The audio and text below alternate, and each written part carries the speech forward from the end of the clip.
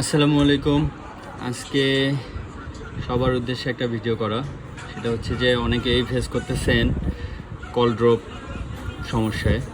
যেটা হচ্ছে যে কিছু কিছু ফোনে দেখা যাচ্ছে যে ফুল কথা বলা যাচ্ছে, কিছু কিছু ফোনের কল কেটে যাচ্ছে, বা কিছু সময় শুনতে পাচ্ছেন, কিছু সময় শুনতে পাচ্ছেন না।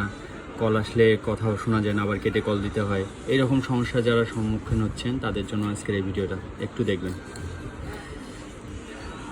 আপনারা প্রথমে ফোনে গিয়ে সেটিংসে যাবেন। সেটিংসে গিয়ে মোবাইল নেটওয়ার্কে যাবেন। মোবাইল নেটওয়ার্কে গিয়ে আপনার যে ফোনের যে সিমটা লাগানো আছে ওই সিমের মধ্যে ক্লিক করবেন। এক এক ফোনে এক একভাবে থাকে, এটা দেখে নেবেন। সিমের ভিতরে ঢুকবেন।